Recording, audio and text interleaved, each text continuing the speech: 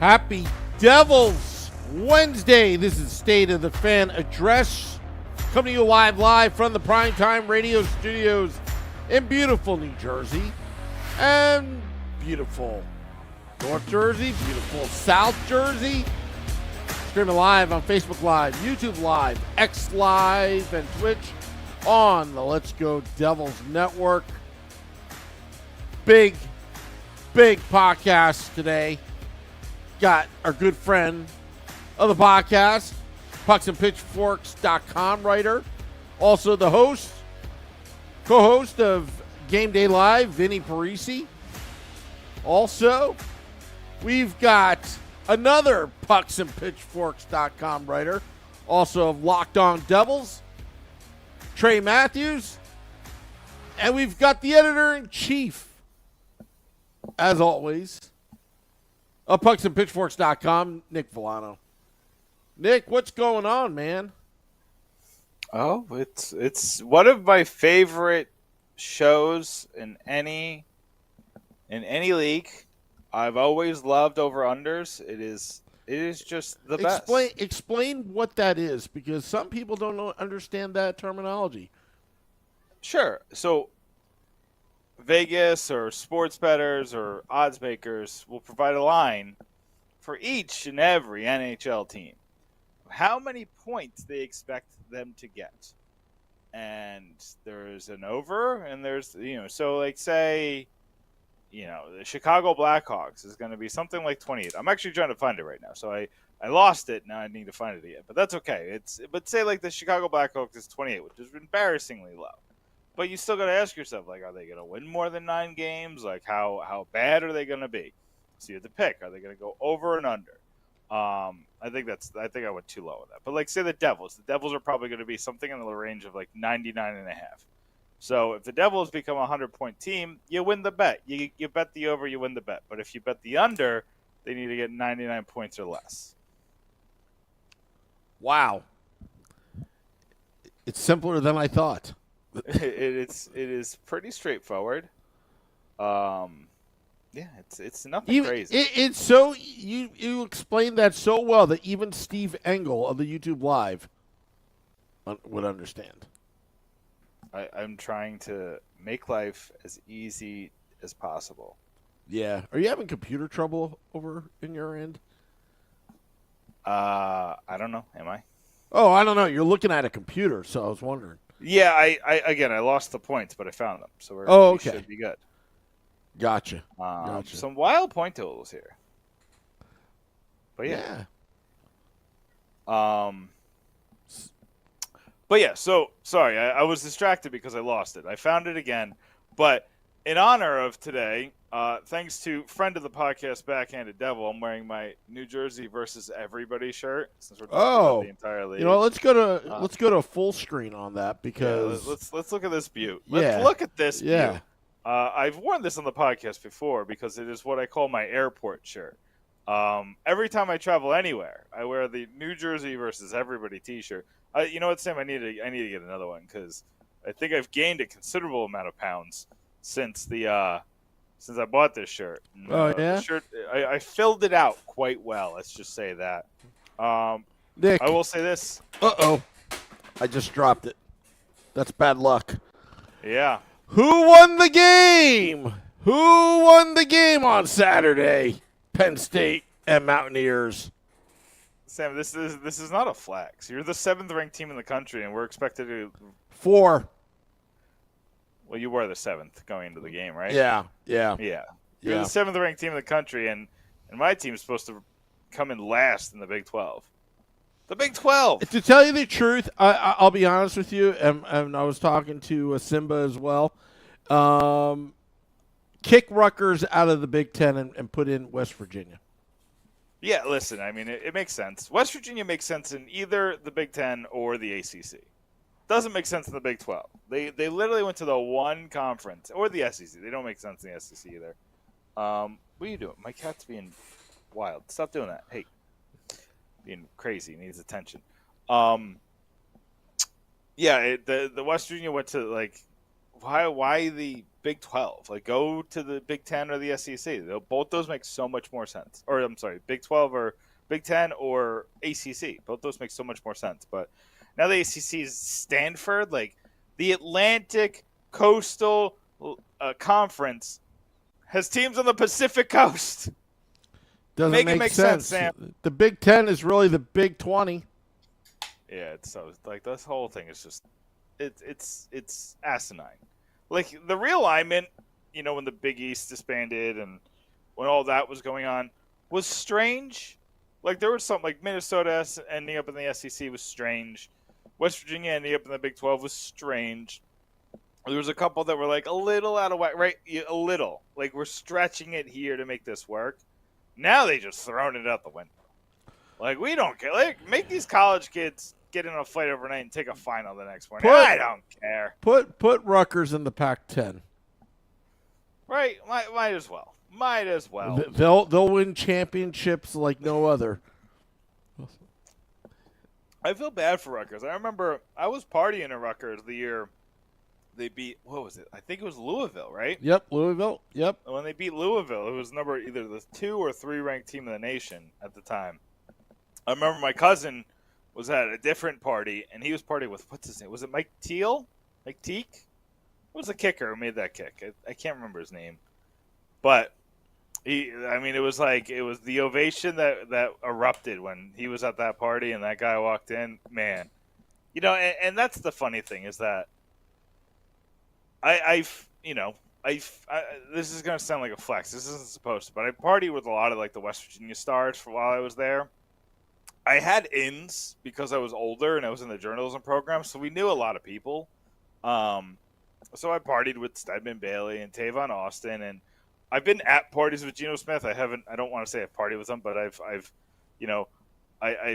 talked to Kevin White. Kevin White is probably the most embarrassing celebrity interaction I've ever had because I was way too sauced to have a coherent conversation.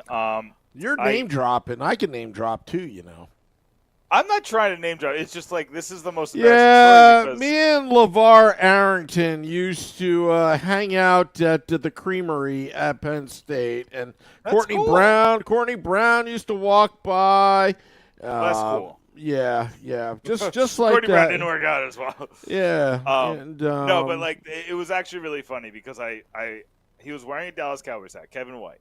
And this was his senior year. He was killing it. Played well against Alabama, and he was going to be a top 10 pick. And my drunk butt goes, "Man, are you going to cry if you go to the Jets?" And he's like, "What?" I was like, and then I realized, like, you ever have like that realization when you're way too drunk? I'm like, I'm too drunk to be doing exactly what I'm doing. And I just go, "Never mind. Have a nice night." And I left. And my friend was like starstruck, who was with me. I was like, "We got to go. I messed this up. I'm sorry." Like, this whole interaction is messed up. We need to abort mission, and that's what we did. But yeah, that was my weird.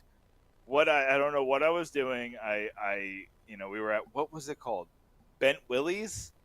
I think we were at Bent Willie's, and he didn't drink. He doesn't drink. So, or I don't know if he still doesn't drink, but he didn't drink at the time. He was trying to keep that NFL body. So he's just like the sober guy with all these people. Was it like a charity event? I don't know. I made a fool of myself. Well, there was an open bar. I got a Jeremy Shockey story. Ooh. Yeah. It was Penn State. Where did he go to school? Miami. He went to Miami. Okay. So it was Penn State, Miami in Beaver Stadium. And we'll get to Vinnie and Trey soon. I'm still waiting for Trey. But anyway. So it's Penn State versus Miami.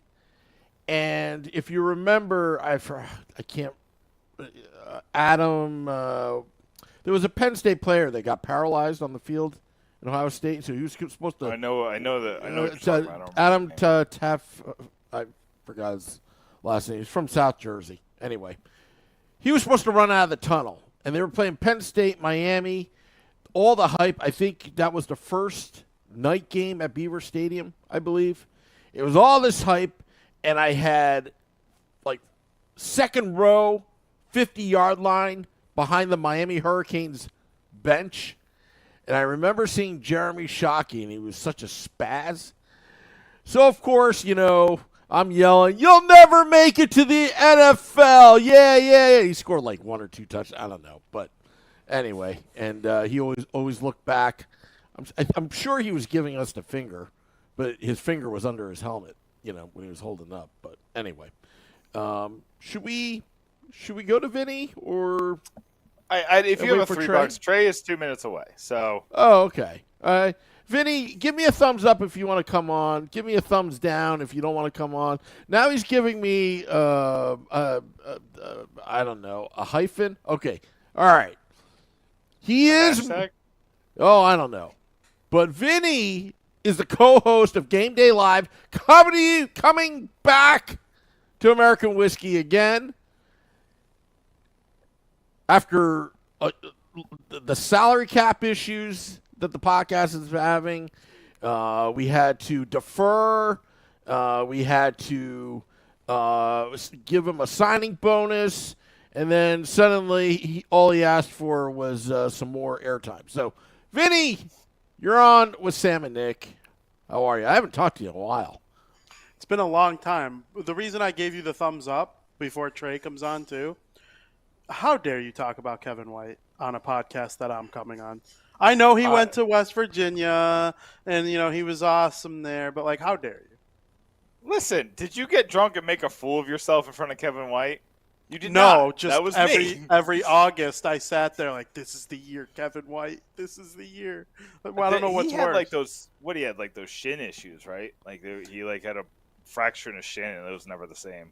Yeah, he hurt himself his rookie year, and then it was just there were flashes here and there where he'd make a brilliant catch, but it didn't help that his quarterback was, frickin' Jay Cutler the whole time. But, that's a different sport for a different day. By the way, I just want to read a comment from Corbin. He says, "My vacuum stopped working today, so I put a Ranger sticker on it, and bam, it started sucking again." Congratulations. That's pretty good. That's That funny. was pretty good. That was pretty good. Yeah. Maybe after the podcast or whatever, I'll tell you my moment today when a flying tire almost hit me. Anyway. I don't know what to do with that information, Sam. Oh, I don't know. I was just driving. I got lucky because there was a tire in the road. Some guy hit it. It went up in the air, and, of course, it goes right in front of my car. And, yeah. Anyway. I'm glad you're alive. Yeah, because otherwise there'd be a 2-shot of you and Vinny. But anyway. Yeah. All right, Vinny. And then afterwards, I texted Vinny that I think the New York Mets are making the playoffs, which is another story for another day. You New York fans, and I'm one of them, but you New York fans, you got to be quiet about your hope. You just quiet down. The Yankees, Mets, quiet down. Quiet down about this I hope. like to timestamp my predictions, just like Lindy Ruff, amongst other things, and I put it out there that I think the Mets have a chance because the way the schedule's lined up. But anyway, we're not here to talk about baseball. We're sort of stalling a little bit for Trey. But, Vinny, how are you? I'm doing good. It's been a long summer. It feels like the last season just ended. I remember the day that I tried to forget who scored in overtime, and it worked for the Hurricanes. Was it Fost? Jesper Fost scored in overtime to end the Devils season. And, I remember that day. It was a sinking feeling, but also a happy feeling. Wow, they made it to the second round. And they made the Hurricanes second-guess themselves a little bit there. And, the summer ended up coming. They got to Foley and made a bunch of moves. And now they're talking about, possibly pursuing another goaltender. There's all sorts of things to be excited about with the Devils. So I can't wait. Summer's been fun. My baseball team has stunk, so summer's gone a lot slower than it had the last, handful of years before. But, they never coincide with being good at the same time because the sports gods hate me.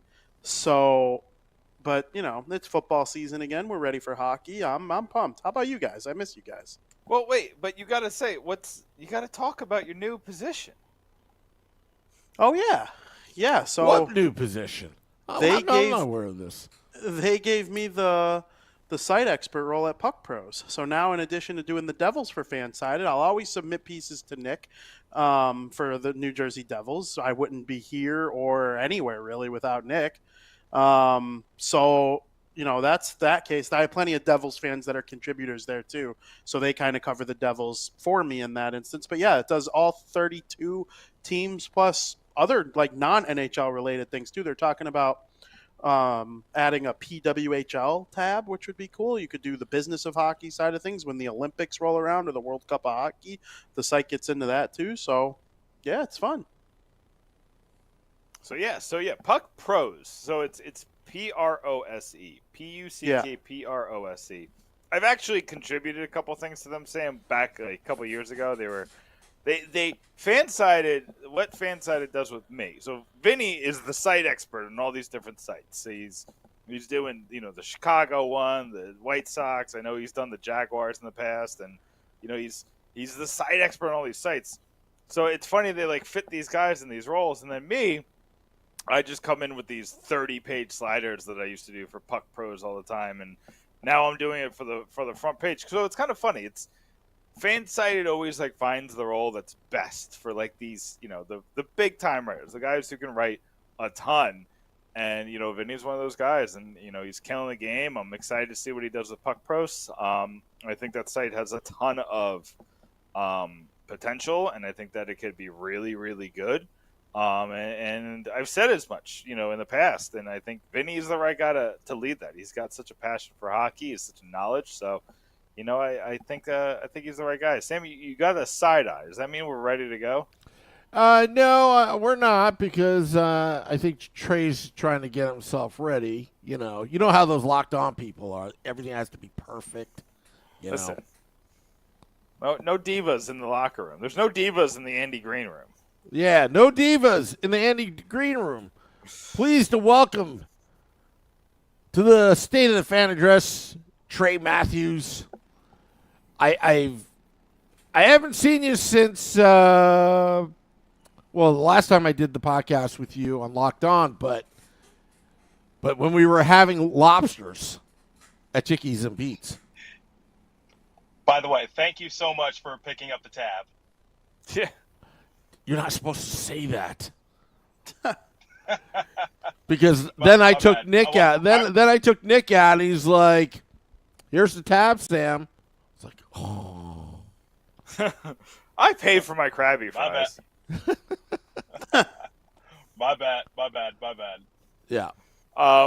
So Trey, just to get you caught up, today we're doing NHL over-unders. We're going to pick each and every NHL team based on their win total. I got the DraftKings. I don't know.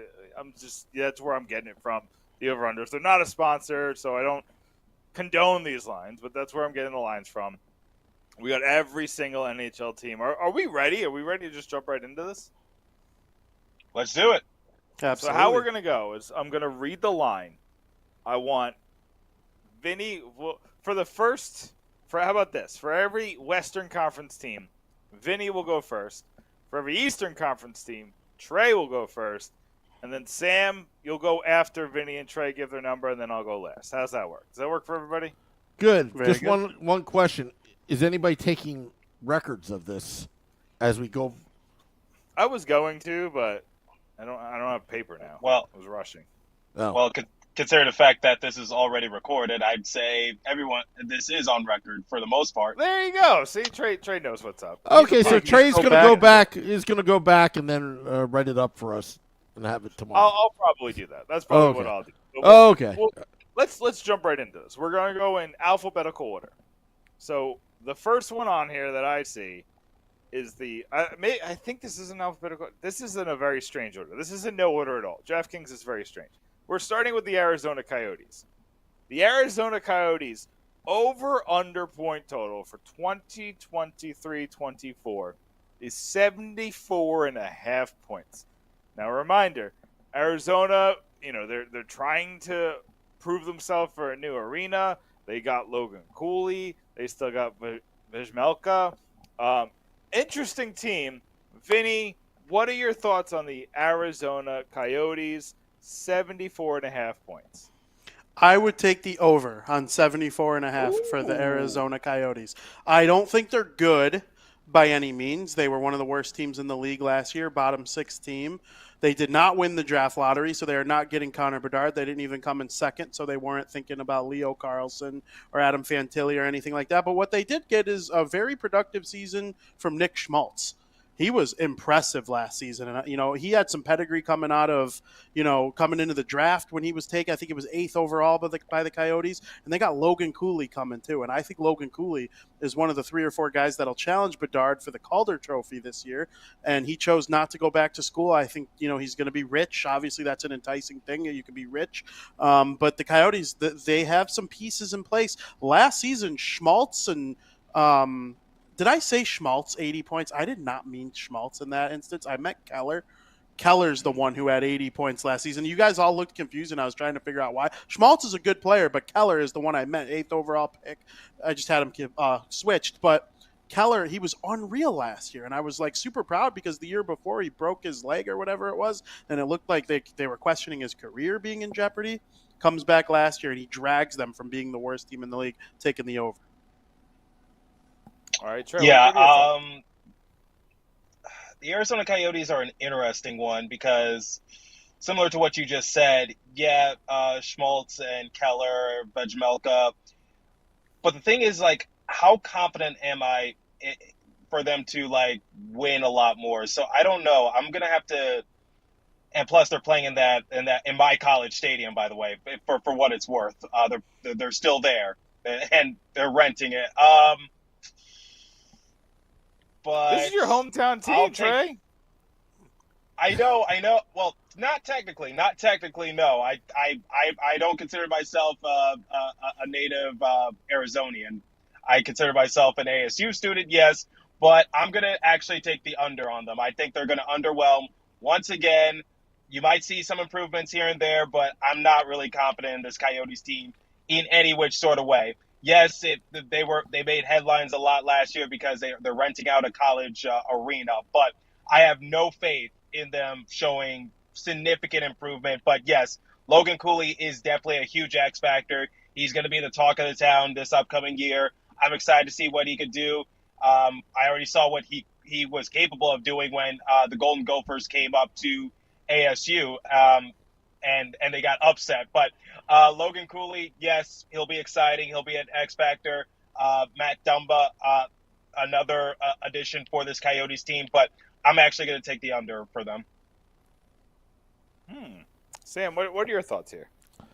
Well, I will have to admit, I do not know anything about the Arizona Coyotes other than the Devils are going to beat them on March 16th when we go out there to the Mullet Arena. I'm a big fan. I'll see you guys there. Yep. And I am a big fan of Logan Cooley. I was on the Logan Cooley bandwagon during the draft. Little depressed for a split second when I heard Simon Nemet's name, but now I see why they drafted Simon. But I'm going to go with the over. And only because I guess their minority owner partner charges were dropped. So I guess that's good. And, things are looking up and up for the Arizona Coyotes. I'm going to even this out. I'm going to go under. I think, for one, I think they're going to trade Vejmelka. I think I'm saying his name wrong, but I think they're going to trade him at some point. He just seems like the best goalie piece besides Hellebuyck. So once Hellebuyck gets traded, I think Vejmelka is going to be not far behind him, and he might actually go first. Teams might get sick of the price of Hellebuyck and go for the next best thing. And Vejmelka is, he had similar numbers on a worse team, and I think he's younger. I think he's like 27, 28, somewhere in that range. So I think once you lose him, I think that team's going to kind of tank a little bit. I think Cooley's going to be great. I think Keller's going to be great. But besides that, even Schmaltz, I think, is going to be kind of average this year. The defense is nothing to really call home about. I'm going under 74.5 points. The next team on our list, Colorado Avalanche. I told you there's no real rhyme or reason to the order. We're just going to keep going. The number is over under 106.5 points. Vinny, this is a Western Conference team. What do you think? I'll go over. 106 is probably right around. I mean, these lines are where they are for a reason. I don't necessarily think they're like a dominant 110-point team right now, but they might be. But I see them being in that 106, 107 range. And, they have the Nate Dogg, right? And they have Mikko Rantanen, who's one of the best players in the world in his own right. Cale Makar might be the best defenseman who ever lived by the time it's all said and done. Dude's already got a Norris Trophy and a Stanley Cup and a Conn Smythe Trophy. He's unbelievable. If they get the goaltending that I think they are probably going to, I'm going to take the over on that. The Colorado Avalanche will probably be one of the top 3 or 4 teams in the Western Conference. Trey, what are your thoughts? I agree with that. I'll take the over on them. Are they the same dominant Stanley Cup winning team that they were just a couple seasons ago? No, but like you said, I think Cale Makar, and he's on the cover of NHL 24 for what it's worth as well to add to his already stacked pedigree. But I'm going to take the over on the Colorado Avalanche. So I still think they're a really good team. They're not as dominant as they once were, but doesn't mean they've fallen off the train rails all that much. So I think I'll take the over on the Colorado Avalanche. Sam, what are your thoughts? After that contract that they gave Miles Wood, I'm going under. Oh, how could I forget? Yeah, I'm going to go under. Miles Wood. He probably ran into you and you forgot because he hit you too hard. What was his contract? It was like six years? 6 years? Something like that? 6 years of Miles Wood. It's kind of interesting because I thought for Wood, I thought he would remain on the open market for a long period of time. I thought he would be what Tomas Tatar is right now, which is still available for teams to pick up. Maybe you'll add him before training camp starts. But no, he was picked up rather quick. So that's actually quite intriguing. But yeah, Miles Wood, he does play an interesting game, but sometimes he's too chaotic for his own good. Sam, do you have more on that? I'm just going to say under. It's very hard to sustain that type of level, elite level play. And I'm not saying that the Colorado Avalanche suck. I was kidding around about the Miles Wood thing. But it's hard. It's really hard. And I'm going to say under, but they still make the playoffs. Yeah, here's my thing, is that they faced so many injuries last season and still had over this. They had 109 points, won the Central Division. The Central Division, I mean, they might have some just straight-up putrid teams. With the Predators, I don't know what they're going to be. The Blues, and we'll get to those. And then the Coyotes and the Blackhawks are PU. I think you're just going to pack on some points. It's basically a free 16 points right there for the Colorado Avalanche. And then, at that point, you just have to kind of go 55 to 60% of the rest of the schedule to beat this number. So I think Colorado is going to go over on this one. Next on our list is the Pittsburgh Penguins. I told you again, there's no rhyme or reason to the order. Pittsburgh's number is 97.5. Pittsburgh added Erik Karlsson. They bring everybody else back. They got Kyle Dubas. They got former Devil Ryan Graves. Trey, I'm going to let you kick us off with this Eastern Conference foe. What are your thoughts here?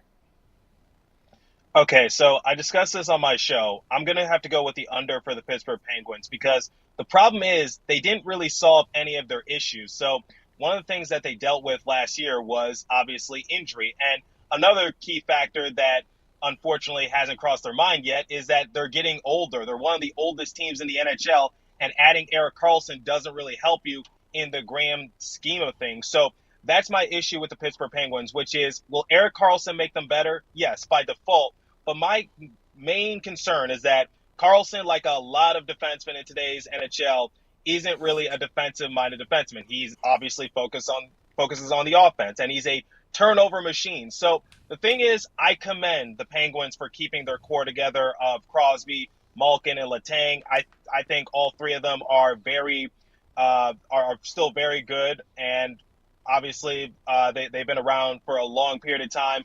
Adding Ryan Graves was definitely interesting, but the key factors that I have an issue with is age, health, and look at the goaltending tandem. So I trust Tristan Jarry to an extent, but Alexander Nedeljkovic, that scares me a little bit. So my thing for the Pittsburgh Penguins is that I think this is a team that looks really good on paper, but when you have to look at the actual product, and hopefully this isn't a hot take, but I don't think they're going to be as good as people are making them out to be. They still have not really resolved any of their issues. I think it's all fair. Vinny, what are your thoughts? So I'm might be in the minority on this one. I do like the Penguins to go over on that, and it's only because. So yes, I understand the age thing, but Crosby and Malkin were both unreal last year. You know, I'm not going to say they resembled their old selves because their old selves were like the two best players in the NHL, but they looked like upper echelon, top flight centers last year, both point per game. And I really think Jake Gensel and Brian Rust and Ricard Raquel, that's a nice little, makings of a top six. Well, this offseason, yeah, they add Erik Karlsson, which, he's the first defenseman to have 100 points in 25 years or whatever it is. Well, he's not going to get to 100 again, I don't think that. But if he could get to 75, 80, and he plays with Marcus Pettersson, who's actually a very, very good defensive defenseman, and they add Graves to play with Letang. I don't hate their defense. I don't love it either. But at forward, they added Riley Smith, Lars Eller, Nola Chari, Matt Nieto. I just think they're filling out their top nine a little bit more than they did last year. And between adding Erik Karlsson and what they did to kind of add to their top nine a little bit, I think that makes them go from being like a 91, 92 point team to being like a 97, 98 point team. And then maybe if Jari really has a good year, they could cross that 100 threshold. I'm not positive the Rangers are worse than them. I would bet a fair amount of money that the Devils and the Hurricanes are better than them. But they're going to be right there with the Penguins or with the Rangers battling for that fourth and third spot in the division, I think. If Crosby and Malkin could both be healthy and be 80-plus point per game type players like they were last year. Sam, what's your thoughts on Pittsburgh? I'm torn because Pittsburgh, I don't know, it's a copycat league, but now suddenly they have a lot of former New Jersey Devils on their team. Even, I believe, Andreas Johnson is also on the team. Am I mistaken on that? No, you're correct. Andreas Johnson, Ryan Graves, Will Butcher, and it's rumored that they're interested in Tomas Tatar. Yeah, and then Ty Smith. Smith. Yeah, so Ty Smith. I don't know what Dubas is doing, but I will say this, though. The Eastern Conference, specifically the Metropolitan Division, is going to be very, very, very difficult. And I think that works against them. They're a little bit older, but much more experienced. Erik Karlsson probably made their offseason a little bit better. But I'm going to say over, but not at 100. I think they're going to be around 98, 99, given the fact how competitive the Metropolitan Division is. Yeah, I think we're all kind of saying something similar. That this number seems pretty close. Like 97 sounds just about right. I have to go under, though, because I don't think Jari's making it the whole year. I just don't think he has what it takes to play an entire season. And I think that, you talked about Nedeljkovic, that's just not something you want, especially now that you've added Karlsson, and that might put your goalie under more duress. And you got a goalie who's injury prone, and another one who is not really that trustworthy. Like, he had a pretty good year in Carolina a couple of years ago, but it wasn't very good last year. That's why he ended up as a backup in Pittsburgh. It's a very strange situation. They traded away who was the backup there for a while. That's in Montreal. Oh, Casey DeSmith. You traded away Casey DeSmith. That's a team that really needed three goalies. The Canadians have three NHL goalies right now.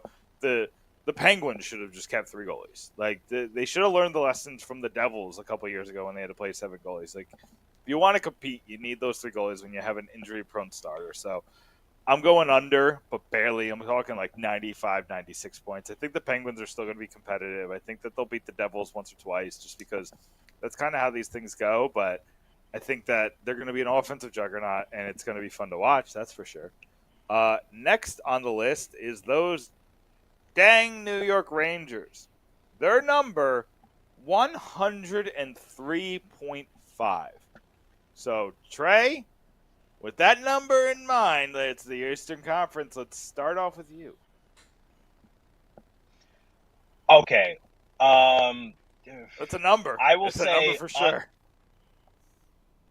Okay. I'll go what Sam said, similar to the Pittsburgh Penguins. I'm going to say under, but barely, because I don't really know what to make of this New York Rangers team. I don't know, because a lot of people were saying that they were going to be the dominant team in the first round of the Stanley Cup playoffs, and obviously we all know how that turned out. So the one thing I can say for the Rangers is that they definitely have a solid goaltender in Igor Shesterkin, which is very essential if you want to be a successful team.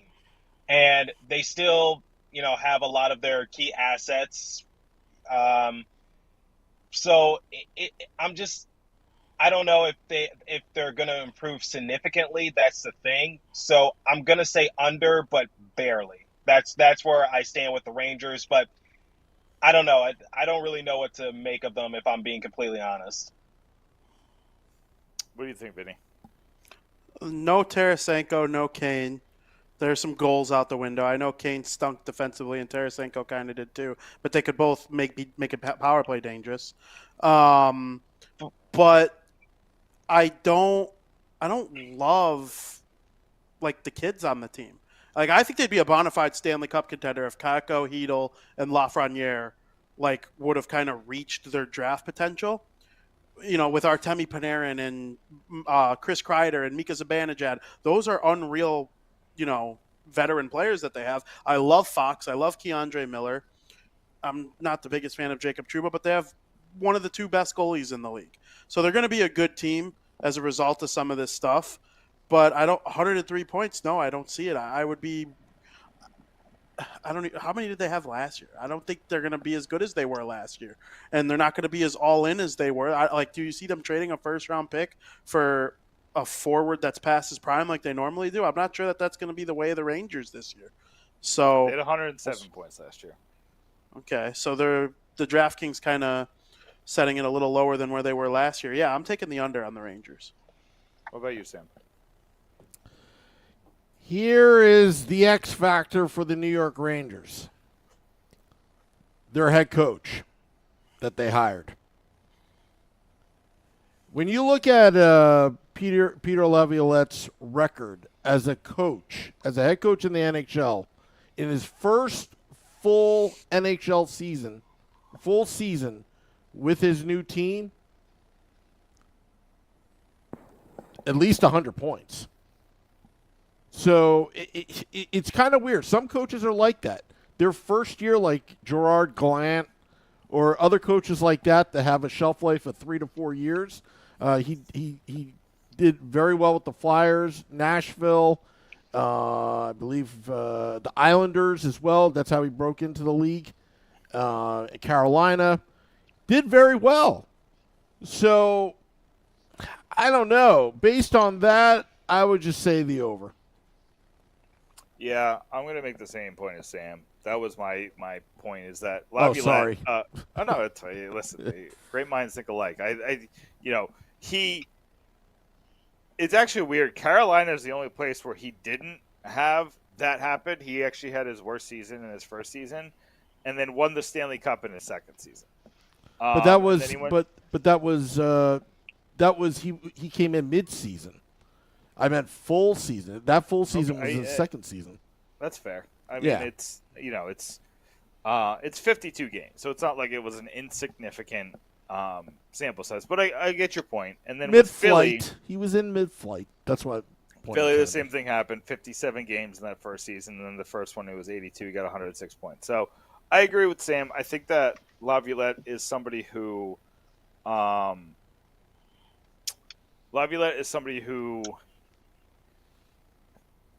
he comes in, his message makes sense the first year. It still makes sense the second year. Then it starts to make less sense. And I think that's what's going to happen in New York, just like it happens everywhere else. So I think he'll be really good this year. I think we'll get like 105, 106 points. I think they'll fight the Devils tooth and nail the entire season. And then, we'll see who ends up where. But I like the Rangers over here. I say I was going to say in 2026, once he wears out his welcome, we'll be all pointing and laughing at the New York Rangers. That's all. I mean, the Devils dodged a bullet there when they didn't hire Laviolette. I think that's very clear. Yep. Say what you will about Lindy Ruff. You definitely dodged a bullet with Laviolette. The Calgary Flames, next on the list, 95.5 points. Kind of had a down year last year. They fired Daryl Sutter. They got rid of a couple players, including Tyler Toffoli, who's now on the Devils. Vinny, what you got for Carolina? Calgary, I'm sorry, what was the number you said for Calgary again? It was cutting out. 95.5. Yeah, I'm going under on Calgary. I didn't love what they did last year with Daryl Sutter, and I know they'll probably be a better looking team. I think they'll probably look like they want to be there a little bit more than they did last year. But I don't love that they're kind of like selling people off now. And there are some players that were in rumors to be traded that weren't traded. They got rid of Toffoli. I just don't love the makeup of the team as a whole. And they play in the Pacific Division where Edmonton is going to be unreal. I think the world of what the Kings are doing, I think the Kings are good. I feel like there's a team that I'm missing in the Kraken. They're on the up and coming. And then, the bottom of the division's kind of stinky. I don't love the Sharks or the Ducks. Like, the Ducks might be exciting, but I don't think they're going to be good. But I don't know. I don't love it for the Flames right now. And it could be the type of deal where they sneak into the playoffs with a record worse than 95 points. Like, I don't know what the bottom end of the Western Conference is going to look like next year. It wasn't great last year. But no, I'm taking the under on Calgary. Trey, what's your thoughts? Agreed. I don't really have much faith in Calgary, and maybe Yegor Sharangovich will become the star player. Please take that with a grain of salt. But anyway, I think with Calgary, it's just like they'll be better, but not significantly, and that's where my concern lies. Like when they did that Matthew Tkachuk trade last year, I was like, okay, they're still going to, rack up the points. They're still going to be somewhat consistent. No, it seems like they're in fire sale mode, and you have people like Tyler Toffoli saying like he wanted to sign an extension with the Flames. He said that during his press conference, but he said once nothing was being discussed or talked about, he was like, I need to get out of here. So he forced his way out of Calgary. So that's my thing, which is like I think Calgary, I just don't think they improved significantly, and different coach behind the bench, will they be better? I'm not going to bet on it. That's my respectful answer. And I hope you guys don't mind. I'll log off this call and rejoin. I'm just going to walk into my apartment real quick because I don't want to be in my car doing this all day. Okay, that's fair. Sam, put us on the 3-shot real quick. 3-shot. All right. All right. Sam, what's your thoughts? So I'll stall a little bit as Trey is walking into his apartment. So there was an article in The Athletic. The title, it was past July. The title was, What's Making Players Want to Leave Calgary? Right? So that whole trade, it's funny because you got Johnny Gaudreau that wanted out, then the Tkachuk trade, and I think that trade was more of the GM and upper management trying to save their jobs, had to do something. It looked good on paper. It's like, okay, all right, you got some nice assets back. But now, remember when Backlund wanted to leave Calgary, then he wants a better chance. I don't know. You can't win when you don't have a team. It just seems like they're going to be sellers by trade deadline. They're going to be selling.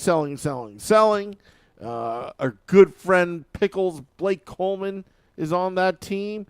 I'm sure there's going to be a lot of players. So I'm going to say way under. Way under. Yeah. Okay. I don't know about way, but I am going to go under. This team is just I don't know what their identity is, right? Like you still got Huberdeau, you still got Uyghur from that Kachuk trade. You got some decent players, but what is Markstrom? Is Markstrom a bad goalie now? Is that what he is? Because I don't know what he's going to bring to the table. You got decent depth players, but like you can't win with depth in today's NHL. You need that superstar power, and I think they're missing it. I think that there's an issue there. They got rid of Sutter, so I think there's going to be. I think this is going to be. Do you remember that Buffalo Sabres team that went like stupid on fire to start the season and then fell off the map? The one where Jeff Skinner scored 40 goals. I think this is like that team. I think this team will be first in the Western Conference on like November 1st or maybe even November 15th, and then just fall off the face of the earth. They're going to have that high from having this new coach, from having a new voice, from being excited. But at the end of the day, talent has to win out. And the Western Conference, I think, Vinny, you're kind of going into this. Like the Pacific Division has some stacked teams there, and I just don't think Calgary is one of them. I think Seattle's here to stay. I think that Vegas is obviously coming off a championship. I don't see a fall off there. Obviously they're going to be able to kind of like put up points against the San Jose's and Anaheims of the world, but I don't think that they're going to sweep them. I think San Jose has some intriguing pieces that, I think Blackwood, we've seen Blackwood at his very worst. We've seen Blackwood steal games. We forget the second to last game that Blackwood ever played for the Devils, he dominated the Boston Bruins. The second to last game. And then he completely vomited on himself. I think it was against Washington. So... And that's when Akira Schmidt stole his job in the playoffs and probably stole his job for good. But we've seen Blackwood pull some things out of his butt. We're not talking about the Sharks, but just saying that you can't just bank on those points in this division. And Gibson's still in Anaheim. So I'm going to go under on Calgary right now. I'll jump to the next one, hoping Trey will jump on while we're talking about this. Just one thing I want to add, Nick. Mm-hmm. They need a new arena deal before they really can do anything in the worst way. Saddle Dome, right? Yeah. Yep. That's rough. It's rough stuff. Calgary might move. I know we don't want to talk about Canadian teams moving anymore. I think they wanted to put the kibosh on that. But if you got them in that's the Tropicana field of the NHL. And you can't keep them there if that's the situation. They should be like a prominent NHL team. But they're not. Send them back to Atlanta. Next on the list, the Anaheim Ducks. That'd be great. The Anaheim Ducks, the over-under for the Anaheim Ducks, 67.5. Putrid. Pew, pew, pew. Vinnie Parise, what you got for Anaheim? Our old friend Adam Henrique. Yeah, I'm taking the under. I don't think they're going to be very good. I know they'll probably be improved a little bit, but I don't think they've done much, and they likely will trade Gibson maybe. Zegras will be on SportsCenter. We'll be seeing sick videos of him all season long. I would pound the over on if whatever number they set for how many times he's going to attempt the Michigan this season. I love McTavish. I think Drysdale's awesome if he could stay healthy this season. They have a bunch of other really good players that are young and fun. I like Troy Terry's game. But I just don't see them being like a real good, complete hockey team this season. Trey, what are your thoughts? Welcome back, by the way. Thank you. I apologize once again. Good. Yeah, I'm gonna have to take the under on the Anaheim Ducks, and this is actually something I've discussed with one of my fellow colleagues over at Locked On. It seems like the problem with the Anaheim Ducks is that they're struggling to solidify an identity. And the thing is, like, we've seen them in the lottery the last few years, but there's just like no promise. There's like you just alluded to, Trevor Zegras, he's definitely going to see his name on the highlight reel, and he's going to razzle and dazzle. But the thing is like, can he make other people around him better? And that's one of the reasons why I had a debate with JD Hernandez, who is the host of Locked On Ducks. We had this discussion last year, like, who was the better young gun, Jack Hughes or Trevor Zegras? And I said, I'm going to have to go with Jack Hughes because here's the thing. Jack Hughes is able to make the people around him better. I haven't really seen that from Trevor Zegras. So I get that he might not have much to work with, but still, you got to be somewhat adaptable. So the main point that I have for the Anaheim Ducks is that where's the identity? Where's this organization going? Who are those star players you're trying to build around? Because obviously Zegras is one of them. So I'm going to have to take the under for the Anaheim Ducks. We're going to see them right back in the lottery, and they're not so mighty. So that's my 2-cent opinion on the Anaheim Ducks. Sam, what's yours? They're going to be rebuilding. And what was the over-under? 67.5. 67.5. They'll be over. They'll be in the 70s. Okay. I'm going to go over 2, just because I think they're going to keep Gibson the whole season. I don't think anybody's going to be able to take on that contract mid-season. And I think a couple of their players, again, they made an asinine move, taking Carlson over Fantilli, just absolutely just dumb. It was a dumb move, but I think they're going to be a little bit better this year. I think 67.5 is a pretty low number. I think they're going to get over that. We're going to start going through these a little bit quicker, just because I spent a lot of time on a lot of teams. So let's start pounding through this. The Carolina Hurricanes, their over-under is 109.5. Trey, let's start with you. 109.5. They're the team to beat in the Metro. They dealt with some injuries during the playoffs, and yet they still got to the East. They still made it really far in the playoffs, so I'm going to take the over on them. What about you, Vinny? I'm also going to take the over. I think they're a really good team. They're a veteran team. They could be like in the mix for the President's Trophy, I think. I think our favorite team could be in the mix for that as well. But, I mean, they're one of those teams that I think could end up being really good. What about you, Sam? I'm going to go with my boy Eric Holland and say the Canes suck. So I'm going to go under. And now that Boston Bruins are out of the way, kind of, with the couple of retirements there, but I think it's really going to be between the Canes and the Devils, and I think the Devils have a lot more to offer this upcoming I'm season. going to go under because I think that the Metropolitan Division is going to look like we thought it was going to look like last year, where every team is is cannibalizing points from each other. I don't think anybody is going to reach 110 points in the Metropolitan Division. That's my spoiler right there. So I'm going to go under for the Carolina Panthers there. Next team on the list is the Montreal Canadiens. Wait, Hurricanes. Sorry. You said Panthers. I didn't mean that. Hurricanes. It was just one of those southern teams where it's warm all the time. Montreal Canadiens over under 70.5 points. This is an Eastern Conference team, so Trey Matthews, you're number 1 here. Well, let's see. I hope Cole Caulfield has the same trajectory as Jack Hughes, and we saw glimpses of that like a couple years ago after he got sent down, after they brought in St. Louis. Caulfield was able to have some decent point production in a limited amount of games. But the problem is he got injured last year, so he couldn't really take it to another level. So, and maybe this is because I have a personal vendetta against the Montreal Canadiens, so I'm going to take the under. Oh, what about you, Vinny? Yeah, I'm also going to take the under. I don't think they're very good. I think they'll be in the lottery. Maybe they'll end up being like competitively bad, but I don't love what Kirby Dach has become. I think he still has another gear that he could get to, and we'll see if he does. I totally agree on Cole Caulfield. I would love to see him explode. I love watching him play. Good shooter, seems to always find the right areas, but I think they have a little bit of ways to go before they're a contending team. You talked about them having like 3 goalies. Like that's because they're going to need it, right? Like they're not that good. And I look at the Atlantic and I'm like, okay, there's 3 teams at the top that I think are going to be really good. Even though the Bruins lost Bergeron and Krejci, I'm not positive that'll make them go down 50 points to not be a playoff team. Certainly won't go down 60 to be below Montreal. So, I look at the division, I'm like, I don't think Montreal's that better than many of those teams. So, I'm going to take the under. Sam?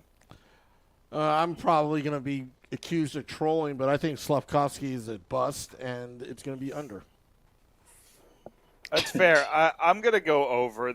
70 is such a low amount of points, and if they get below 70, you gotta fire Marty St. Louis, and that just seems preposterous a couple of years ago. But I'm gonna go over just because law of averages. I'm gonna go Montreal going over here.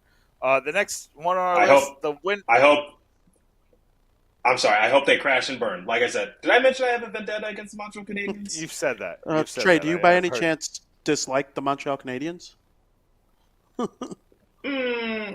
Well, I can't really go into detail, otherwise I'll get in trouble. So I'm gonna. Understood. I'm Don't gonna get sit in trouble. that one No out. more yelling at No. each other on Twitter or X Yep. or wherever the hell we're on now. Yeah, Winnipeg no, none of Jets. that. The over-under for the Winnipeg Jets, 91.5, an intriguing number that we're going to send over to Vinnie Parise. The Winnipeg Wets are going way under than that. I don't think they're going to be very good at all. I know they have Hellebuck. Are they going to keep him? They already lost Wheeler. He's a Ranger. We not even mentioned him when we talked about the Rangers.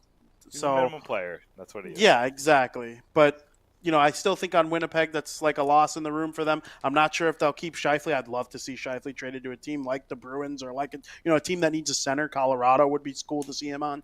But I don't think the Jets are going to be a complete team by the end of the year. And so they might start off okay, like a mid-level team, and then I think the trade-off and the rebuild begins. I really do. It's time for some change in Winnipeg. Trey? Yeah, I agree wholeheartedly. Way under. I know last season they finished sort of middle of the pack in the Central Division, and they were able to clinch a playoff spot by the skin of their teeth. But I don't really see any significant value or improvement for this roster. So, like you just alluded to, I'm gonna have to go with the way under. And fun fact, I think Winnipeg only has one major airport. We have no internet. For what it's worth. Sam, what do you got?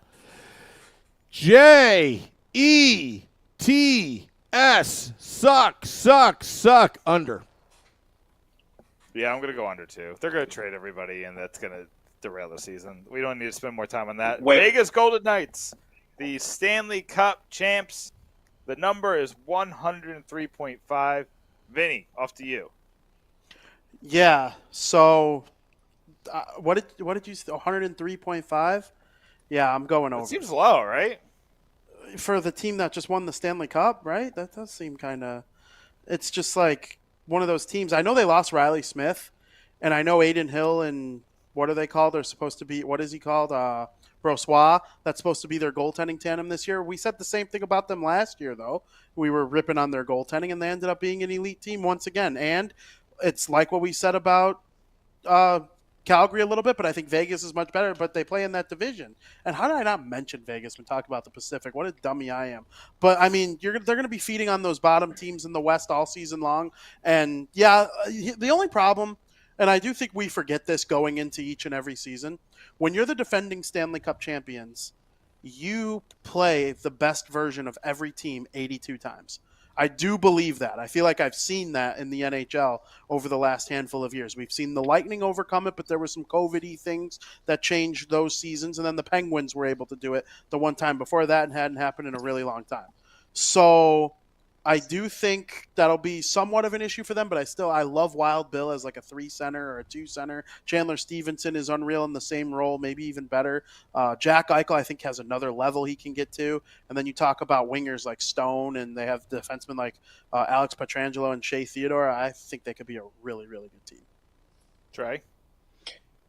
Yeah, I don't see them dropping off tremendously at all, but similar to what you just said, it's like they're going to see the best version of all the NHL teams on an 82-game basis because everyone wants to dethrone the Stanley Cup champions, but I think they're still going to stay in their own lane. Obviously, I think the only major loss, correct me if I'm mistaken, I'm trying to remember off the top of my head, is they lost Jonathan Quick to the New York Rangers. So my thing is Riley Smith, I'm sorry. And also they added Mason Gerston. I don't know if anyone heard about that, but anyway. Sorry, I got a funny story for another. Funny story for another time. But anyway, yeah, I think the Vegas Golden Knights are still going to be one of the top contenders in the NHL. I think they're going to be trying to defend their title, and yes, they're going to see a lot of tough competition on an 82-game basis, but I think they are up for the challenge. Sam, what do you think? I'm going to concur with Vinny. about the Golden Knights. They're going to face a lot of teams gunning after them because they are the team to beat at the moment. I think Aiden Hill is a one-hit wonder, so I'm going to go under. I'm going to go over. This is I think this is a stone cold block. I think you guys are crazy. I know Vegas. There's that whole you don't come out strong in the next year's regular season, but I think Vegas is just too good. I think they're going to get 108, 109, maybe 112 points, something like that. And I do think they're going to falter in the playoffs. I think that's where they're going to feel it, but I think they're going to eat in the regular season. I agree with that too. The playoffs thing. Yeah, I think Vegas is going to be kind of like Colorado was last year. Buffalo Sabres, 92.5. The hype train is real. Trey, what do you think? I'm going to take the over on the Buffalo Sabres because here's why. They're young guns. They are ready. They are hungry. And I think it is time for them to snap their streak of not appearing in the playoffs. So I'm actually on the train for the Buffalo Sabres. I think they are ready. I think last year the Devils sort of played villain because late in the year the Devils, I believe, won a certain game, and then that mathematically eliminated the Sabres from any chance of trying to get back to the playoffs. But I think it is time for the Sabres to punch their ticket back to the Stanley Cup playoffs. How far they'll get, I'll probably say first round exit, but still, I'm excited for Buffalo this year. They're definitely my team to watch, and I think I'm going to talk about it on my show in a future episode, which is don't underestimate the Buffalo Sabres. I think they are ready for prime time. I think their time is now, similar to how the time for the Devils to get back to somewhat relevancy was just this past year. I think the same could be said for the Buffalo Sabres. So I am on that hype train. Vinny? I am also on the hype train. I believe they will be over 92 points. But I'm bullish on the playoffs. I'm scared to I really want to put them in the playoffs when I make my predictions later this month. But because you could be over 92 points and still miss, but barely. Who's coming out? Are the Islanders coming out for the Penguins? Okay, then who's coming out for the Sabres? Detroit, not Detroit. They didn't make it last year. Tampa Bay. I don't think Toronto's missing. Could the Bruins miss? I guess, but I still don't see a 50-point drop-off, even though there will be a significant drop-off. They could drop 30 points and still be a 100-point team. Where do the Sabres fit in on that is my number one thing, but I am going to take the over. I love Tage Thompson. I think Devin Levi's one of the 5 or 6 that could challenge for the Calder Trophy. And, with guys like Jack Quinn and Dylan Cousins, and we saw Skinner have a rebound season. Tuck's a really good player. The Sabres are going to be a really good team. Oh, and Owen Power and Rasmus Dahlin. What a duo on defense that's going to be for a decade. Sam? So for what it's worth, I'm just going to – I'm sorry. I just want to put this out there because you're talking about which team can they surpass. Well, I know the Florida Panthers got to the Stanley Cup final, but they finished the year with 92 points. The Buffalo Sabres finished with 91. So just putting that out there. For sure. That's fair. What do you think, Sam? As the elder statesman and the oldest guy here of the panel, Buffalo is a cursed city. I think a Scott Norwood wide right. I think a Brett Hull skate in the crease. So I'm going under because it's Buffalo. See, I'm going to go same church, different pew. I think they're going to go over and miss the playoffs.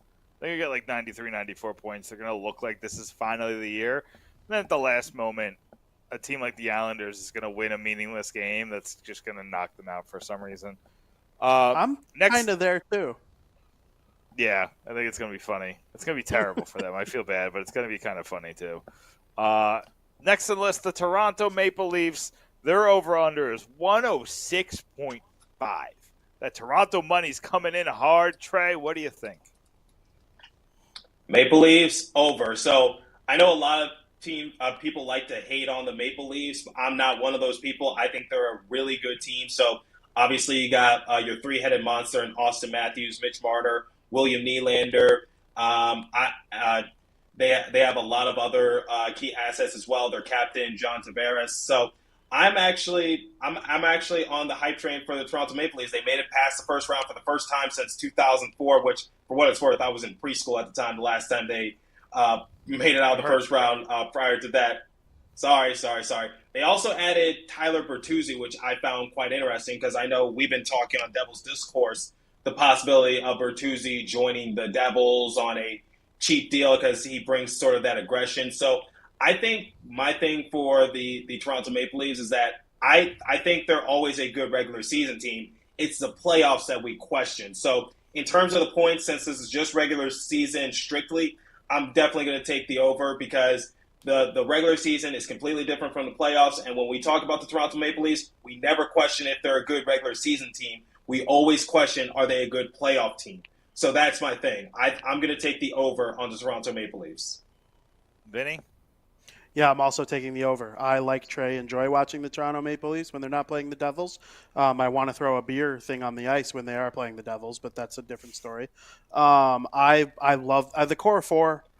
People rip on them because of lack of playoff success. Listen, they run into buzzsaws in the first round and lose sometimes, like the frickin' Boston Bruins or the Tampa Bay Lightning or the Capitals that one year they won the cup. Like, they're a good team all the time, and adding Bertuzzi and Domi, I think, really helps solidify a good top nine.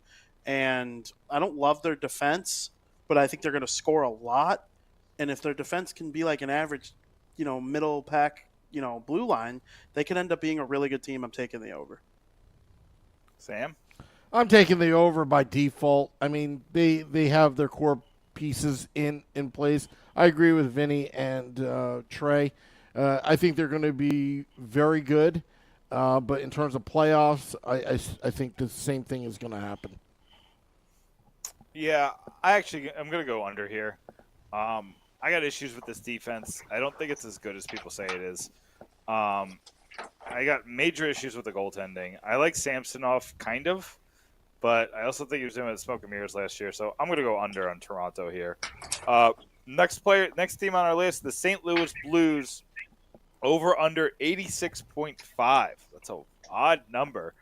Since it's the Blues, this is Vinny. Vinny, what do you got for 86.5? Yeah, I think the Blues are going to go under. I don't love the Blues right now. They just seem like they're a team that over the last couple of years has gotten a little bit worse each time. And I think teams like the Wild, the Stars, and the Avalanche are going to feast in the Central Division, and their records might look a little inflated. The Blues might be like a middle-of-the-pack Central Division teams, but that's just because the rest of the division is so bad. I like the Pacific for more depth and probably sending two teams to the postseason from the West. They're not better than the Jets. They're not worse than the Jets, I don't think necessarily either as of right now, depending on Hellebuck. But, I look at their roster and I'm like, it's nothing that great. I like Robert Thomas, right? He's a good player. Kyrie's good. But the Blues just don't do it for me. I'm taking the under. What about you, Trey? It was Blues 86.5. Yeah, I'm going to take the under on the Blues, too. I'm similar to what Vinny just said. I'm not really in love with what they're doing right now. I think this is going to be a long, tedious season for them. Obviously, we saw them deal away Ryan O'Reilly, Vladimir Tarasenko. And they were trying to stack up on first-round draft picks, and they were trying to possibly get their name into the Timo Meier sweepstakes, which quite honestly wouldn't have made any sense on my end. I don't know why they were thinking about doing it if the rumors were true. So my thing is I'm not really in love with the St. Louis Blues right now. I think once again, this is going to be a long, tedious season for them. What about you, Sam? Taking the under. They're going to be singing the blues. Yeah, this is a Gloria. lock. That's a good one. This is a lock. Good one. I like that. Yeah, it's St. Louis under. This team is terrible. Binghamton is terrible. It's all terrible. Just moving on. Tampa Bay Lightning. Now this one's got me feeling kind of frisky. 96.5. Are you calling for the downfall of the Tampa Empire? Trey, you got to go first on this one.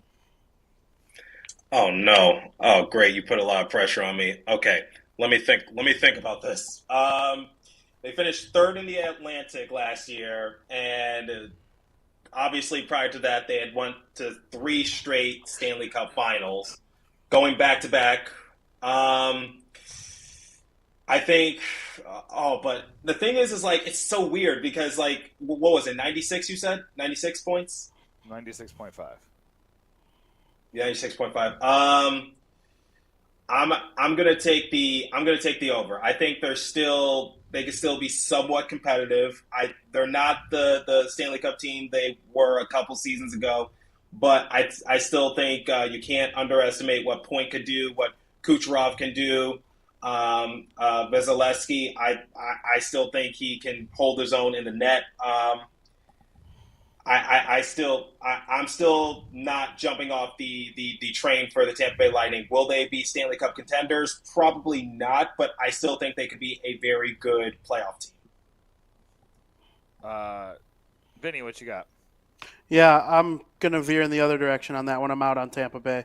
I still think they'll be a 90-point team, 92, 93. They'll be a good team, but I don't think they're a great team anymore. They kind of showed that at the end of last season, and they were pretty good in the first half still, so it wasn't really as noticeable that they were so good. I think part of the fact of nobody really challenged. The Panthers were in a competition with the Metro teams for the wild card, and the top three were and Buffalo. And then the top three were like pretty much just the Devils, Rangers, the Bruins, the Lightning, and the Maple Leafs all season long in the top three. And by the end of the year, they were falling off a little bit, and the Bruins just came so far ahead. The Maple Leafs were so locked in the second, and I'm looking at their roster. I love Stamkos, Point, Kucherov as a top line. Chiarelli's a good second line center. Is Hagel on your second line left wing good a full season? Yeah, I think it probably is. He's a good player. But they have Sherry slotted into play in that second line right wing. And then I look at their bottom six: Michael Esamont, Nick Paul, Tanner Jeannot, Logan Brown, Luke Glendening, Josh Archibald. Not exactly blowing the screen off my computer. And then three of their six defensemen, Chernak, Sergachev, and Hedman, are all awesome. But the other guys seem like a couple question marks to me. So I'm looking at the roster. I'm like, they have, Daddy Vasilevsky in net. He's unreal. He's still one of the best goalies in the world. But, there are just other teams in the East that I'm buying more stock on right now. And I'm kind of pushing the Lightning, when they play those two or three teams in the the Atlantic Division, I kind of would probably pick those teams over them, 3 or 4 teams in the Metro. So I don't know. It's just kind of a gut feeling I have that this is a kind of downish year for Tampa Bay. Sam? I'm going to go over. I think they're going to be more well-rested. They went for a couple years there in the Stanley Cup Finals, 3 years in a row. And I think they got a little burnt out in the end. Yes, there's been some player changes, but I think they're going to be a 100-point team. I'm going to go over. I got it as a lock. They're too good. It's Vasilevsky, it's Hedman, it's Stamkos. It's Stamkos in a contract year, by the way. Point, Cirelli. I think Hagel bounces back. I think it's going to be a really good team. Moving to the Metro, Philadelphia Flyers over-under is 76.5. Trey, what you got for the Flyers? Ooh. I still don't have faith in the Flyers, quite honestly. I didn't have faith in them last year. I don't have faith in them this year. I think of all the teams we talk about in the Metro, we don't really talk about the Flyers, and that's for good reason, because I think the one excuse you can make for the Columbus Blue Jackets is that they had to deal with injury, especially with losing Patrick Laine for a few games. So I think for the Philadelphia Flyers, they're just – I don't really have any faith in them, so I'm going to take the under on them. Vinny? Also taking the under. I think they have a good chance to be in the Max Celebrini sweepstakes, and I think they're only going to get worse as the year goes on. Are they going to keep Konechny? Are they going to keep Carter Hart? They already traded Kevin Hayes. They're going to start moving some of these guys. I'm not certain that they're going to look the way they look on opening night. Might be halfway formidable because it's opening night. Everyone's healthy. Everyone's juiced. By game 82, I legitimately see them being amongst the worst teams in the league and praying for some lottery ball luck. How about you, Sam? They're tanking. They ripped out the leadership, installed players of the past, and they're going to need assets. They're going to need first-round draft picks and high picks in the draft. So, under. Yeah. I'm going Flyers, and this is a lock. I'm doing 5 locks. The Flyers under is one of my locks. This is a terrible team that's only going to get worse. I think they are going to trade Hart. I think it's going to be just one of those seasons where the fire sale is for real. Next team on our list, Washington Capitals. I don't know what to do with this team, so I'm going to throw this to Trey with 85.5 points. 85.8. I'm gonna say under for them. They're just getting older, unfortunately, and Father Time is undefeated for a reason. So one of the concerns I had for the Pittsburgh Penguins, the Washington Capitals, and also the New York Islanders was that they were getting relatively older. So I think for the Washington Capitals, yes, they still have a lot of good players on the roster. They signed Wilson to that lengthy extension, but my thing is I think Alexander Ovechkin can still do his thing. I personally believe Darcy Kemper is somewhat overrated.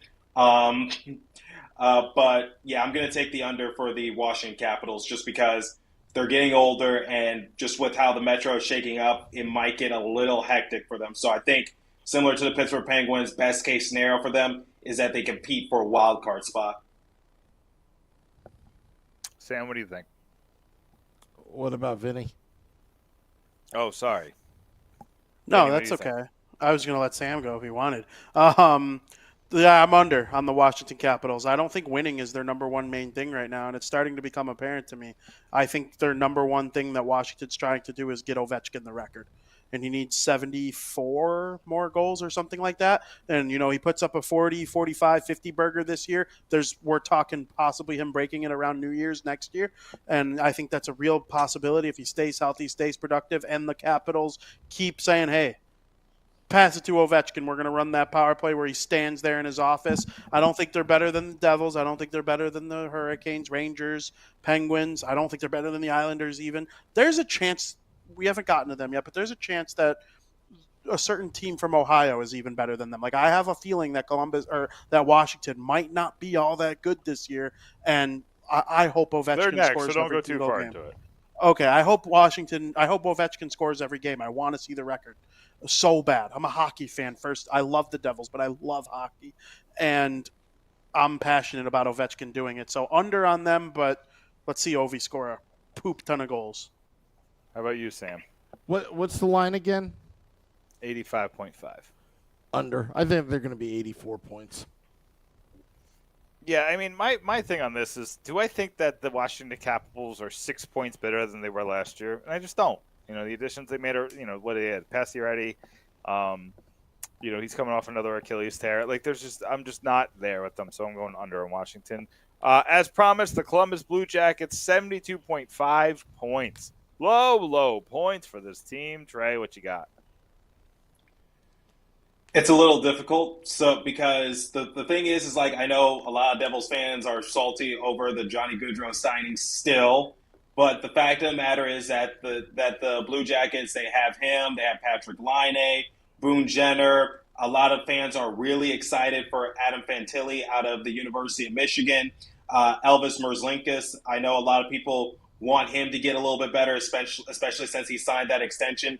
So it's actually funny that we're talking about the Blue Jackets, because I actually interviewed Brian Hedger, who writes for the Columbus Dispatch. He appeared on my show because I was previewing all the Metro teams, and he just said early on the Blue Jackets just basically gave up and that they were trying to tank for Connor Bedard because come Halloween time they were dealing with a lot of injuries. They just didn't have much motivation, and the mindset was not lose on purpose, because obviously the NHL will not go for that. But it's just don't make any big trades. Don't try to shake things up. And another thing that we need to factor in is that they did get Ivan Provorov. They got Damon Severson. But I am a little concerned for Mike Babcock, because the thing about Babcock is that he has a history of winning. He led the Detroit Red Wings to the Stanley Cup in 2008. But the fact of the matter is he's not really a good person. You had a couple players come out and say that they didn't like Mike Babcock, not because of his coaching, but he's just not a good person. So that's also another factor we have to consider. But I think this is going to be my only controversial take. I'm going to take the over on the Columbus Blue Jackets. They're going to be a lot healthier. They have a lot of good assets. Mike Babcock, I think he's trying to shift the focus over to winning and less drama in the locker room. Brian Hedger told me that he sort of had a Zen moment with his family, just saying it's not what you say, it's how you say it, it's how you portray it. So for Columbus, I think they're going to improve. I think they know since they have Goodrow, Jenner, Fantilli now, they added Severson, Provorov. Line A is set to become a lot healthier. Hopefully, we'll see what happens. But I'm going to take the over on the Columbus Blue Jackets. Vinny, what you got? Yeah, I am going to take the over as well. I think that they end up being a pretty good team. I don't know about a pretty good team, but better than they were last year. Fantilli's the real deal. I've seen him play with my own two eyeballs. It was one of my great thrills of last season was going to a Michigan-Wisconsin game. Fantilli scored a goal from the goal line at the game I was at. Luke Hughes scored two and had an assist, not to brag. But I really enjoy his game. I think the world of Kent Johnson. We'll see if Yurikov or however you pronounce his last name plays this season. But or not Jiricek. I forget how to say his name. Jiricek or whatever his name. Yeah, he's a really good player. And Johnny Gaudreau, Line, Jenner, Kent Johnson, all these guys are unreal. So, with a full season of health and not trying to lose on purpose with a generational talent, I think the Blue Jackets will be an improved team. Not a playoff team, but like I said, there's a chance they're better than Washington. Sam? I think Mike Babcock is going to bring a lot of structure to the team. I think he's going to be the key person as he's trying to resurrect his career and his image. So, but they were so bad last season, it's got to be over. Yeah, I agree. I think it's over. I think Babcock is still a bad coach, and I don't think he's really the answer here, but 72.5 is not a hard over to hit. The next couple of teams are kind of meh, so let's go rapid fire on these. Keep it like 20 to 30 seconds on these responses. San Jose Sharks, 66.5 points. Vinny, what's your over under that? Under. I think they're the worst team in the NHL, them and the Flyers. Ooh. Trey? Under. Tank season over in San Jose. They're not going to move the needle. Sam, what you got? Under. I'm gonna go under too. They're so bad. If you want a tank, you sign Mackenzie Blackwood. That's what you do. No. Seattle Kraken. You sign Mackenzie. Wait. Mackenzie Blackwood. I expect good things from Mackenzie Blackwood. He needed a fresh start. He hit a brick wall in New Jersey. So I have some faith in Mackenzie Blackwood. I still think he has some potential, but that's a discussion for another time. I'll hear the argument, but maybe put that on Pucks and Pitchforks or Locked On, because I'm out on Mackenzie Blackwood. But let's go to the Seattle Kraken. Fair enough. 94.5 points. Vinny, what do you got on Seattle? That's one of those Vegas lines where it's like that's why Vegas makes money, because I could see them being 95 or 93. I'll go slightly over, 98, 99 points. If they crack 100 like they did, I think they were 100 on the dot last year. They're a good team in a good division. I'll go over. Trey, what you got? I'm going to take the over. I think what Ron Francis, Dave Haxtell, I think what they've formed out in Seattle, I'm actually really excited for their future. Their inaugural season didn't really go all that well, but it was a completely new franchise, new organization, completely new team. Chemistry takes time. I think they found a bona fide superstar in Matty Beniers. He won the Calder Trophy, so I'm going to take the over on the Seattle Kraken. I have some faith in them. Sam, what do you got? I think they're going to regress under. Don't know why. I think they're going to regress too. They made a couple signings I really like taking a chance on Yamamoto, but that goaltending duo, it still just scares the pants off of me. Phil Grubauer and Chris Drieger, I just can't get behind that on an over, so I'm going to go under on them. Vancouver Canucks with future Devil Quinn Hughes, 88.5. Vinny, what you got? Under. I don't love what Vancouver's doing. If they're over, they're like pushing a playoff spot, and I don't think they're a playoff team. So, especially in the West. If they're over 88 points, you said 88? If they're over 88 points, you're pushing 90. I think 91, 92, 93 is we're talking playoffs in the West. Yeah, I love Quinn Hughes. I think he's great. One of the best assisting defensemen. If he could develop a wrist shot, he could be a Norris Trophy winner. Because he scores like 6 goals or less a year. But, Peterson, Selke Trophy guy with Nico for the next 10 years, probably. Those two and Barkov, now that Bergey's gone. So, yeah, I'm taking the under, though, because I don't love much else beyond that. Trey? Yeah, I'm in the same boat. Under. I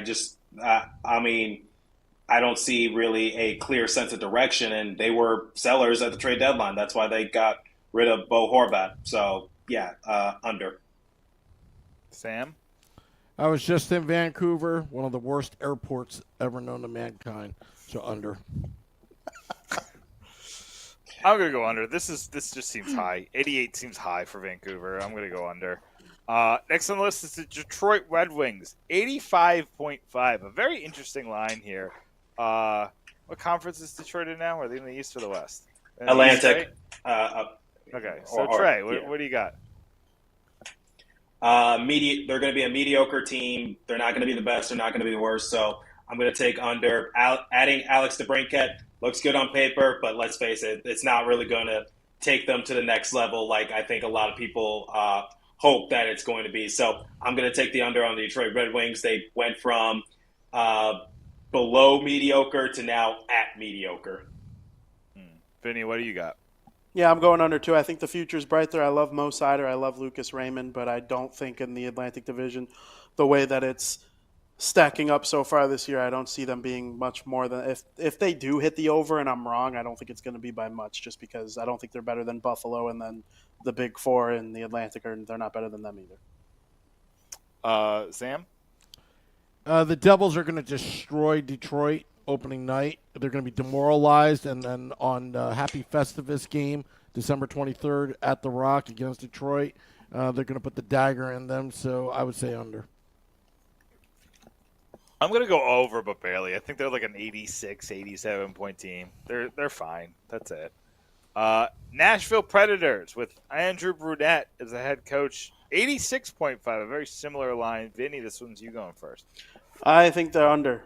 Nashville is a top 3 city I've ever visited, and I highly recommend it to anybody who's never been there before. Like, highly recommend it. But I can't. I just don't love the makeup of their team. Elite goalie, elite number 1 defenseman. They got rid of Duchesne. They got rid of Johansson. They added Brian O'Reilly. I mean, Brian O'Reilly's a good player, but he needs to be paired with like an offensive superstar for me to really – he's kind of like Heischer. Like, you're unlocking the most out of Heischer because he's behind Hughes. Brian O'Reilly's the same way. So, Trey? under for Nat.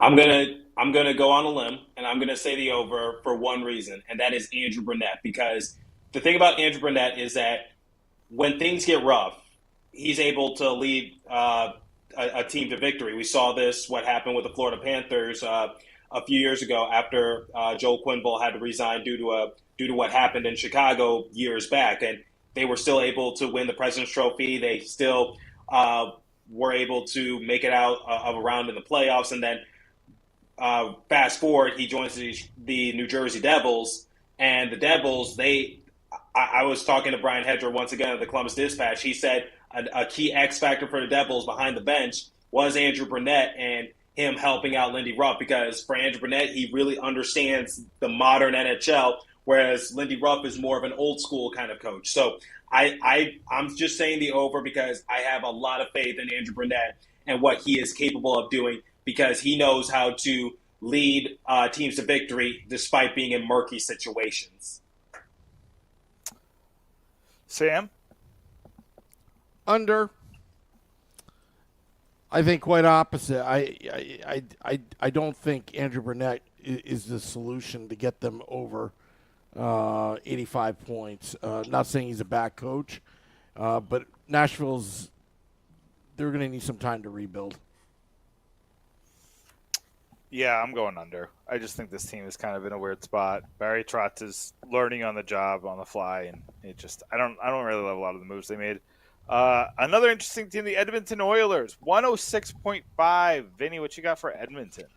I'm going over. They had the best power play of all time last year. I don't know if it's going to be the best power play of all time this year, but it'll probably be the league leader or amongst the league leaders. I think McDavid, this is going to sound crazy, I think he has another level to get to. It wouldn't shock me if he scored 70 goals. It wouldn't shock me if he had 160 points. He's that good. I think the world of Draisaitl, 50-50 is a lock for him, 100 points. More than that, but for sure 50-50 the minimum. Just a complete offensive player. I have a feeling they make an addition. I like Tatar, Kane, and Taves for them if they end up looking for a free agent to add mid-season or whatever. Their top six is really good. I'd put it up with anybody in the league. Ryan Nugent-Hopkins, I don't know if he's going to have 100 and whatever years or 100 whatever points this season, but I do think he's going to be a very good player, and I'm excited to watch the others. So, yeah, over. Trey?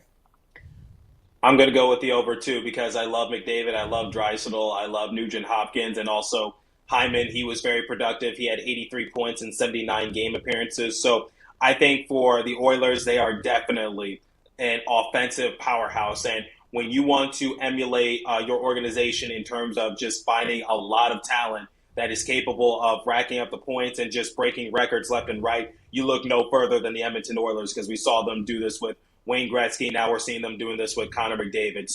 And McDavid, he steals so much of the spotlight, and for obvious reasons, because he's the best hockey player in this generation. No ands, ifs, or buts about it, but don't sleep on Draisaitl. Draisaitl is also an MVP type of player. Nugent-Hopkins, 104 points in 82 game appearances, and someone you forgot to mention, Vinny, was Zach Hyman, because once again, Hyman was very productive as well. So I think for the Edmonton Oilers, you got to go with the over. And I really hope that Jack Hughes can be just a snippet of what Connor McDavid is.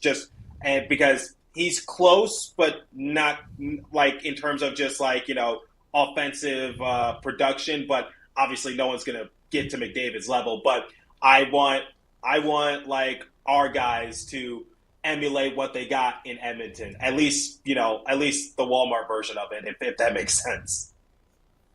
Sam, what you got? I'm not sold on their goaltending, Campbell and Skinner, but definitely better than having Mike Smith in net. I think the Pacific is weak. The Western Conference is weaker than the Eastern Conference, so they're going to feast. So I'm going to say over. Yeah, I think I'm going to go over too. I think Edmonton's just. I think this is my pick for the President's Trophy. I think Edmonton's going to get like 115 points this year, as long as the goaltending stands up. Stuart Skinner, Jack Campbell. Let's see. I think Jack Campbell will be better. I think Stuart Skinner will be worse. I think overall it'll even out. Next on the list, and we still got 9 teams, so let's rapid fire on these. Dallas Stars over under is 105.5. Vinny, what you got here? Over. I think they're the best, most complete team in the Western Conference. Trey, what you got? I got over. I think Dallas is really in a good gear right now in terms of where they're at as an organization. Sam, what you got on Dallas? Over. I think that it was a painful lesson last season when they played the Golden Knights. They'll look to avenge. Yeah, I got just slightly over. I think they're just as good as they were last year, and they got 108 points last year, so I'm going to go over there. Another interesting team, the Ottawa Senators, 90.5. Trey, what do you got in Ottawa? So Ottawa, I'm a little confused because the thing is like last year they were trying to become, I guess, a playoff team, and then obviously that didn't really work out. Then they get Jacob Chikrin at the trade deadline, and obviously they missed the playoffs. They traded away Alex DeBrincat. I heard rumors saying that they were looking for a goalie, but I'm a little confused on Ottawa, so I'm going to have to go with the under. I don't know what their direction is. Vinny. Breaking news since we got on this podcast, Jake Sanderson, 8 years, 8-point-something million I saw. He got his contract extension while we were recording, so I was waiting for them to come up to mention that. So a good deal for him. I think he's a great player. They have Brady Tkachuk, Batherson, Norris. I mean, these are really good players, and Stützle might be like in that conversation with Jack Hughes for like young player ascending into that top 10 NHL forward type of deal. So I'm going to take the over on Ottawa. Sam? I'm going to take the under, not because they're not talented. I just think they still need a little bit more time. And it started with Sanderson, and I think that's a good thing. I think the organization is on the up and up. I'm going to go over, but just barely, like 91. Boston Bruins, over under 101.5. That's Trey. Under. Patrice Bergeron was a huge loss, and congratulations on his retirement and a wonderful career. I hope Nico Hischier is sort of the second coming of Bergeron. But yeah, I'm going to have to go under because it's going to be really hard for the Boston Bruins to top off what they did last season. Let's be realistic here. Sam? No, Vinny. Sorry, Vinny. Yeah, I'm gonna go over, actually. Yeah, I love Bergeron. I think he's a huge loss. The Bruins are way worse without him. They had 130 points. And like I always try to think like drop off from year to year. When do we see a team improve or disprove by 40 points? The Devils did last year. They improved by over 40 points. I think they improved by over 50 points, the most in NHL history, whatever the actual number was. I just don't know if I see the Bruins falling off that many points, like 31, 32 points. And their defense and wingers are still really good, and I like their goaltending. And so if they trade for a Scheifele or something, I'm going to say over for them. I don't know if they're like that good of a Stanley Cup team anymore, but I'm still going over. Sam. Now Sam. I'm going to go over, not with the team that they have right now, but I think a midseason trade is like what Vinny said. I think that's what's going to get them over the top towards the end of the season. Yeah, I'm going to go under. Just barely. I think they're still a 100-point team, but just barely. Maybe a little less. I don't know. Am I really? Yeah, maybe they're not a 100-point team. Pavel Zacha is not a 100-point team 1C, so I'm going under, baby. Next on the list is the Florida Panthers, 99.5. Trey, are the Florida Panthers a 100-point team? Well, they weren't last year, but yet they still went to the Stanley Cup final, went on that miraculous run. Second wild card team, I believe. They got in by the skin of their teeth. So I'm going to say yes. I think Matthew Tkachuk really has some more tricks up his sleeve, and I think I definitely think the Florida Panthers are going to take their organization to the next level, considering their miraculous run to the Stanley Cup final. So yeah, I'll go over. Vinny? Yes, I am also going over. The last two seasons, they were either in the Stanley Cup final or with the President's Trophy. I think the first half of what happened to them last season is kind of a fluke.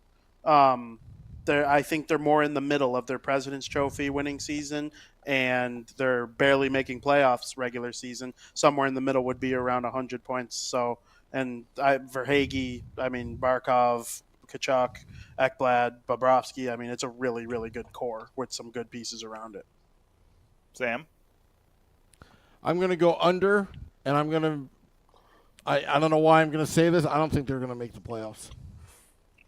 You stole my point. Whoa. That was what I was going to say. Are you serious? Make playoffs. I read your notes. Team that's getting knocked out. I read your notes. Go Panthers ahead. are going to miss the playoffs next year. Tkachuk had a superstar, almost MVP level season. They almost missed the playoffs. Bobrovsky's going to fall off. I don't know where Spencer Knight's going to be. I think he might get traded. So I'm going under and missing the playoffs. Minnesota Wild, 95.5. Vinny, what you got here? Over. I don't think they're a 100-point team, but I think a little higher than 95. I got them in the high 90s. They're just a solid team. I think they're a year away. Zach Parise and Ryan Suter's contracts are still hitting them pretty heavy one more year. And then next year, I see them being like in the mix for a big-time free agent to try and pair with Kaprizov and really take a run at the Stanley Cup, a top-5 farm system. So this year, they'll be a good team. I think next year and beyond, they'll be a great team. Trey, what you got? Yeah, I'll take the over, but barely. Like Vinny said, solid team. Nothing like, I guess, that strikes fear into you quite yet, but they're on their way. Sam, what you got? I'll take the over. I think they're on the up and ups, and they're going to improve on last season. So I'll take the over. I'm going to go over too. I really like this team. You got to get handed to Bill Guerin to have those two terrible buyouts on the books for how long they've had it, and he's still a very competitive team. So give it up to him. We're almost done, guys. 4 more teams. LA Kings over under 100.5 points. Vinny, what you got here? I think they are going to hit the over. They have Kevin Fiala and our what's his name? Adrian Kempe. Pierre-Luc Dubois coming in. Drew Doughty had an okay year last year. They got pretty good goaltending. Gavrikov. It's just a good team, and I think the Pacific Division, they'll take advantage of the lower-end Central teams. We've said that 100 times on the show so far. I do think the Kings will probably be right around that point total, but I'll go slightly over. What you got, Trey? Yeah, I'll go over with the LA Kings. I'm excited to see what Pierre-Luc Dubois can do now added to this roster. That's definitely intriguing. But, I'll go over on the LA Kings. Sam? I'm going to go under. They don't excite me. I'm going to go slightly over. Slightly. Like 101, 102. That's where I got the Kings. The New York Islanders. Over under 92.5. Trey, what you got for the Island? I'm gonna go under. I'm sorry, Lou, but I'm gonna go under. I think their window is. I just think with how the Metro is shaking up, especially with the Carolina Hurricanes, the New Jersey Devils, the New York Rangers, the Islanders. Unfortunately, they're sort of like they're sort of like in the middle of the pack, which is not really all that good because it's like now you got to factor in the Pittsburgh Penguins, what they could potentially do. Like I said way earlier on in the show, I don't really have much faith in the Penguins, but for the Islanders, it's just like I don't really know. Columbus Blue Jackets, I think they're on the up and up, so I think I'm going to have to go with the under on the New York Islanders. I know they became buyers at the trade deadline last year. They got Bo Horvat, but they don't really excite me all that much. Sorokin's really good. Sorokin's a really good goalie, but I don't really know. Vinny? I would also go under. I do think Sorokin's a top 3 goalie. The 3 best goalies in the NHL are all Russian. But I don't love the rest of the team around them. They rely on a lot of guys who are up in age, and I don't, for some reason, feel like they're unlocking Matthew Barzal's full potential. Man, I'd love to see him on a team like the Devils, where they're fast and they play an up and down north and south game, or he could even play the east-west, like just all sorts of different offensive styles. And I think the Islanders kind of have limited him a little bit over the years. So I'd like to see him get going, but under on the Islanders. Sam? I don't want to piss off Lou, so I'm going to say over. That's a hell of a reason. I'm going to go over. I like this team. Not like as a contender, but like Sorokin. They got some players. I think Horvat's an interesting piece. I'm going to go over. All right, here's where it gets interesting. The Chicago Blackhawks, 71.5. Vinny, do you want to go first or last here? I'll go last here. Okay, so Trey, what do you got 71.5 on the Chicago Blackhawks? I don't know what your guys' opinions are, but I'm going to have to go under here because here's the thing. And I'm just so sick of this, and I haven't talked about it on my show yet, but consider this breaking news on my end. Why are we saying like Connor Bedard is like a top 10 player in the league? He hasn't played his first NHL game yet. Can we take it easy? Let's not put that kind of pressure on the kid. I literally just saw a segment on NHL Network saying, should Connor Bedard be the next captain for Chicago? I'm like, what are we doing? I know it's August, people. I know it's slow news day, but what are we doing? So my thing is like, I'm going to have to go with the under. Taylor Hall, he has a history of being a good player on a bad team and leading him to the playoffs. I wonder what team he did that for and winning the Hart, but his best years are behind him. Chicago, they got rid of a lot of their core pieces, including Patrick Kane. Connor Bedard, I'm not saying like he's going to be bad or anything. I'm not saying that at all. So please, nobody take that out of context. I'm just saying let's not put so much pressure on the kid when he hasn't even played in an NHL game yet. He hasn't even played in an NHL preseason yet. So can we just please take it easy on Connor Bedard and these expectations? So I'm taking the under on the Chicago Blackhawks. Sam? I'll take the over, but not by much.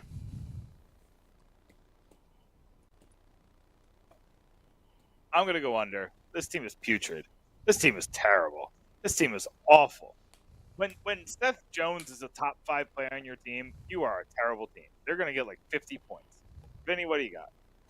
So I've been nervous about this one the whole time because, like, I know them well. They're not my favorite team, but they're a team I study frequently. I think they're terrible. I'm trying to, like, talk myself into the over so, like, people don't get mad at me. You know, my friends, everyone around me is a Blackhawks fan except for my brother. And, you know, everybody is a Blackhawks fan. I don't see it. Their defense is terrible. The left side of their defense makes me want to throw up in my mouth. And then the right side of their defense is like, okay, it's Seth Jones and Connor Murphy. There's worse right sides you can have. And the Devils had a worse right side when they were like in their worst. But, you know, they didn't have a Jones-Murphy 1-2 punch on the right side of the D. And I think the world of Bedard. I do think he's like, I ranked him the 20th best center in the NHL when we did our rankings. I've never seen a shot like that. Like, even Austin Matthews' shot is different. There's a little more torque on his. Bedard, like, fools you. He, like, circles it. It's weird. I've never seen a shot like that before. And I could see him scoring 45 goals. Like, I'm not being bullish on the amount of goals he could score. Do I think he's only going to have like 30 assists? Yeah, the rookie number of assists, 70, 80-ish points. But he'll be sick. Hall and Reichel will look to feed him. Perry and Foligno on the fourth line. I don't love it. The Blackhawks suck. I honestly think they're going to be really bad. And last but not Mrazek and net. Oh. Yeah, it's rough. It's rough. But last but not least, the New Jersey Devils, 107.5. Trey, what you got here? This is the Let's Go Devils podcast. Let's go Devils. I'm taking the over. I think Jack Hughes, and this is my hot take, I think he has a real case to win the Hart Trophy this season, barring Connor. But see what people are making me do. Barring Connor McDavid going like absolute berserk once again and getting like 200 something points and some godly numbers, whatever the case might be, but. I think for Jack Hughes, now is his time because he put New Jersey back on the map. So now people are going to have their eyes on New Jersey. They have way more nationally televised games. They're no longer going to be that underdog team. So if Jack Hughes is able to just thrive and lead the Devils once again back to the playoffs and they're able to become legitimate Stanley Cup contenders, then why not take the over on them? Patrice Bergeron is now gone. It is Nico Hischier's time to be the best two-way player in the NHL. Timo Meier, he adds physicality. Jesper Bratt, he might not be the best player in the NHL, but guess what? He can still rack up some points. And the defensive unit for the Devils, I think it is really underrated. So I love the addition of Colin Miller. He skates really well. He has a great shot. He has a lot of good production in a lot of other defensive categories. And he was playing top-line minutes with the Stars.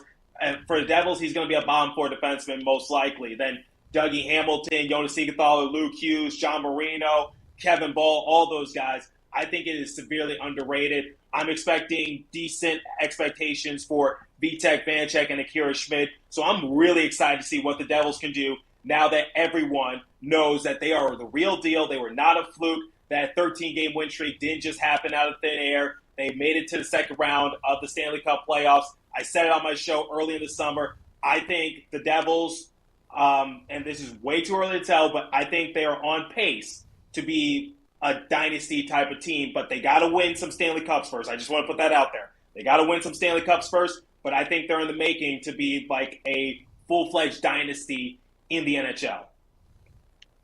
Vinny? I am also taking the over. I think the New Jersey Devils are going to be one of the best teams in the NHL. Jack Hughes, Nico Hischier, Dawson Mercer, those guys are all a year better. Jesper Bratt. They started last year without Timo Meier and without Tyler Toffoli. They didn't have Tyler Toffoli at all. You basically are replacing Tatar with Toffoli, and that's a significant upgrade. And for a team that came third in the NHL in points, I think that's a pretty good thing. Luke Hughes did not disappoint me in any way. He was better. Me and Sam talked about it for weeks on the show. I thought the world of Luke Hughes. he was better than I thought he was going to be, especially in the playoffs. He proved he can handle it. There's going to be some bumps and bruises along the way. January, I'm sure it'll get a little grueling at times. He didn't have that kind of schedule at Michigan, but they have a pretty wealthy group of people there on defense to help him out with that if he needs a game off here and there. Jack Hughes and Nico Hischier, man, the sky's the limit for them as superstars. And underrated season from Dougie Hamilton last year. He was, I think, second in NHL scoring for defensemen or third. Really, really productive season for him. The power play wasn't even really all that good. What if Timo Meier and Toffoli really helped his power play from day one take a next step? And that's the difference between Jack Hughes being 99 points and 115. That's the difference between Nico Hischier being an 80-point scorer and a 100-point scorer while being the best two-way forward in the NHL behind him. I'm with you. I honestly think they could be a really, really good team for many years in a row. All their ducks seem to be lining up in a row at the right time. They didn't sign Austin Matthews for $13 million 2 years before they were ready to actually compete. The stars are cheap. They're able to have some depth because of it, and you have to take advantage of it starting now. What do you think, Sam? Did you say 106.5? Yeah. 107.5. 107. I'm going to say under, and here's the reason why. It's not because they're not going to be good. It's strictly because there's some changes this season. There's going to be some adjustments. Andrew Brunette now is off the team. In comes Travis Green. There's going to be a new system possibly in there. Who knows what's going to happen in camp. And then with Damon Severson, Ryan Graves, again, you're inserting Luke Hughes, Colin Miller.